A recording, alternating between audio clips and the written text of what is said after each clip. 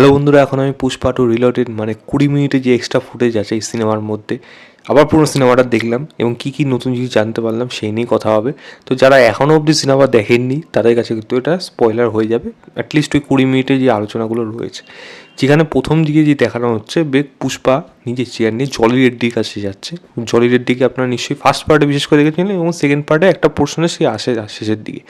তো তাকে প্রায় পঙ্গুই করে দিয়েছিল এবং তার কাছে গিয়ে তাকে একটা অফার দিচ্ছে এবং সেই অফারটা কিন্তু জলি রেড্ডি রীতিমতো রিজেক্ট করছে এবং পুষ্পাকে মারতেই যাচ্ছে, কারণ তার অফারের মধ্যে অপশনে পুষ্পা এটাই রেখেছিল যে আইদার তুমি এটা করো, আদারওয়াইজ তুমি আমাকে মেরে ফেলো। জলি রেড্ডি তাকে মারতেই যায় কিন্তু মারতে পারে না, যেহেতু সে সোজাভাবে দাঁড়াতে পারছিল না, গুলিটা মাথার ওপর দিয়ে বেরিয়ে যায়।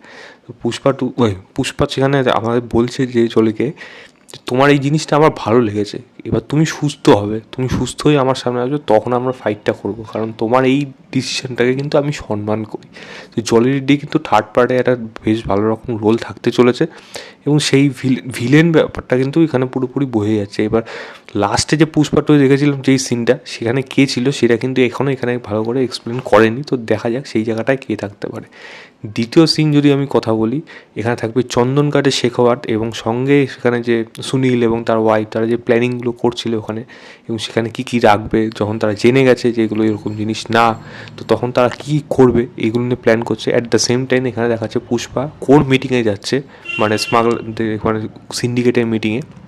সেখানে গিয়ে পুষ্পার উপর দাবি করা হচ্ছে যে তাহলে চন্দন কাঠগুলো গেল কোথায়, তাহলে তুমি যে চন্দন কাঠ ধরা পড়লো সেগুলো চন্দন কাঠ না, তাহলে চন্দন কাঠগুলো কোথায়? তাহলে পুষ্পা সেটা বলছে সেটা আমিই জানি এবং সেটা ঠিক রাস্তায় তৈরি আছে, সেটা শ্রীলঙ্কা এক্সপোর্ট হবে এবং কোথায় তারপরে কী হবে সেগুলো আমার কাছে জানা আছে, তোমার আমার উপর ভরসা রাখতে পারো। জাগা রেড্ডি যেখানে বলছে আমাকে কিন্তু এটা কিন্তু তুই ভরসা করে নিয়েছিলিস, এবার তোকে আমার কিন্তু ভরসা দিতে হবে যে এটা কোথায় আছে। পুষ্পা তখন বলে আমি কাউকে না বিশ্বাস করে তোকে একমাত্র বিশ্বাস করবো এবং তোকেই কিন্তু আমি দেখাবো এই মালটা কোথায় আছে।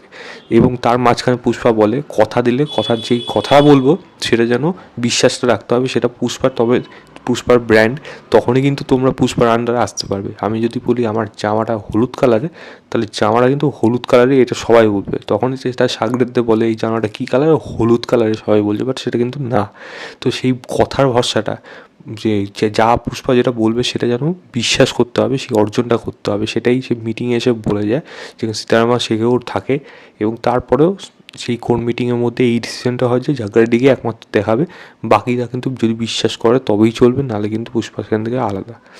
তৃতীয় একটা সিনে দেখানো হয় যখন শেখাওয়াত চেস করতে গিয়ে, মানে যখন সমুদ্র তলাতে নিয়ে যাচ্ছিল চন্দন কাঠগুলোকে, ওইটা করতে গিয়ে তারপর যখন করতে পারলো না, তখন তার কাছে পোর্ট থেকে কল আসে যে এখানে একটা কার অ্যাক্সিডেন্ট হয়েছে। কার অ্যাক্সিডেন্টে গিয়ে দেখে যে সেখানে জাগরেডি মারা গেছে। জাগরেডি কিন্তু বাকি সিনেমার মধ্যে আর কোথাও নেই।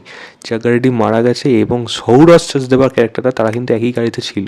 জিপটা হঠাৎ করে অ্যাক্সিডেন্ট করে সেখানে মারা যায় এবং যদিও সৌরভ দেওয়া ক্যারেক্টারটা বেঁচেছিল, তার কাছ থেকে কিছু ইনফরমেশন বার করে এবং শেখাবার তাকেও কিন্তু মেরে ফেলে। এবং সেই ইনফরমেশনগুলো কী, মানে মাল কোথায় রয়েছে, মানে মালটা কোথায় যাচ্ছে এবং কে কে জানে এর ব্যাপারে, এরকম তিনখানা জিনিস সে তার থেকে জানার চেষ্টা করে। এবং লাস্ট পোস্টটা করলো, যে জিনিসটা করে সেটা হলো জিজ্ঞাসা করতে হবে, উত্তরটা দিতে বারণ করে, তার আগেই কিন্তু মেরে ফেলে।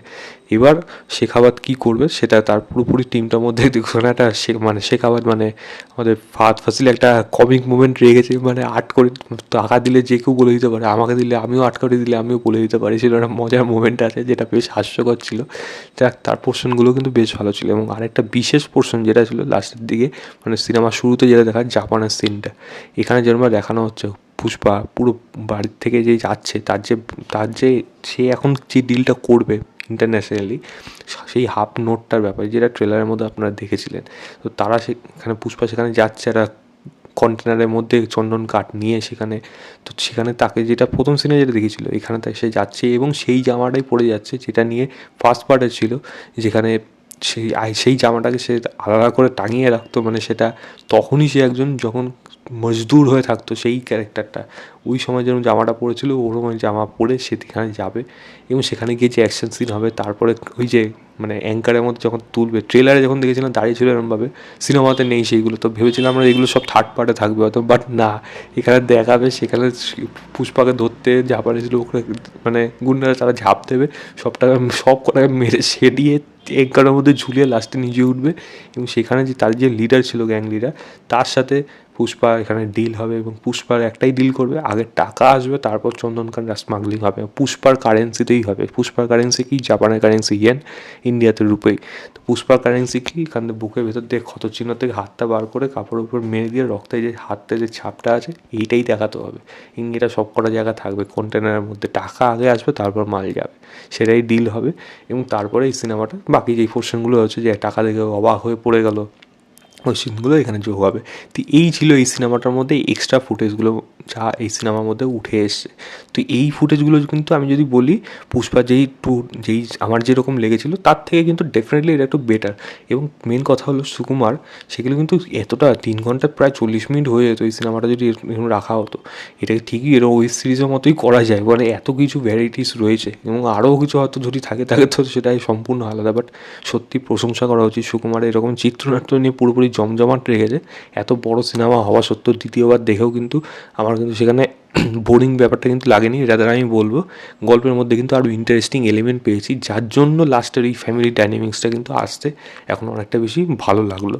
দেখা যাক এটা কীরকম হয়। এবং রিলোটেড ভার্সন যদি আপনারা দেখে থাকেন অবশ্যই সেটা আমাকে জানাবেন আপনাদের কেমন লেগেছে। আমার কিন্তু বেশ ভালো লাগলো, কিন্তু রিলোটেড ভার্সনে এটিকে অ্যাটলিস্ট স্ক্যাম করেনি অন্যান্য সিনেমাগুলোর মধ্যে 1 মিনিট 1.5 মিনিট হাফ মিনিটের ফুটেজ দিয়ে ওটা নাকি মানে এক্সটেন্ডেড ভার্সন না, 20 মিনিটের সত্যি রয়েছে এবং উপযুক্ত জিনিস রয়েছে, যেটা কিন্তু এই সিনেমাটা একটা আলাদা মানে দিক বা আলাদা একটা অধ্যায় বা সিনেমার ব্যাপারে আরও অনেক কিছু জানতে পারলাম, যেটা কিন্তু ডেফিনেটলি ভালো লেগেছে। তো অবশ্যই সেটা বলার ছিল। এই ছিল আমার ওভারঅল রিভিউ পুষ্পা টু রিলোটেড ভার্সনে। ভিডিওটা ভালো লাগে লাইক শেয়ার, চ্যানেলটাকে অবশ্যই সাবস্ক্রাইব করে দেবেন। বাই।